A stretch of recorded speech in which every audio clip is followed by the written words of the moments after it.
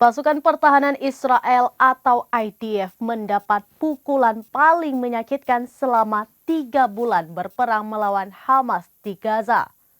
Di mana pada Senin 22 Januari 2024 dilaporkan 21 tentara Israel tewas dalam satu serangan dari Hamas.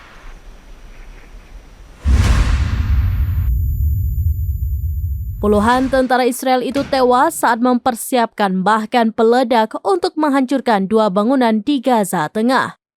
Dikutip dari Yahoo News, kabar ini dikonfirmasi oleh juru bicara IDF Daniel Hagari pada Selasa 23 Januari 2024. Dalam pernyataannya, Hagari mengatakan puluhan pasukan yang tewas itu merupakan tentara cadangan yang sedang mempersiapkan bahan peledak untuk menghancurkan 2 bangunan di Gaza Tengah. Hamas yang melihat hal itu pun langsung menembakkan rudal ke sebuah tank di dekat kumpulan tentara Zionis itu. Selain itu, insiden tersebut juga telah memberikan tekanan kepada pemerintah Israel untuk menghentikan operasi militer.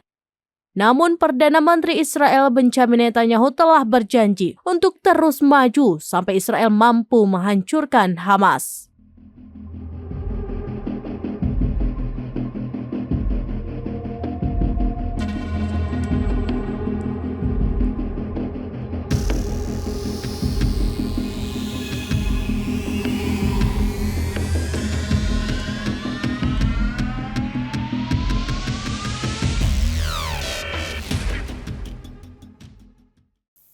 Demikian informasi terkini Syeda Alun. Saksikan terus beragam informasi lainnya. Jangan lupa like dan share seluruh akun serambinews.com.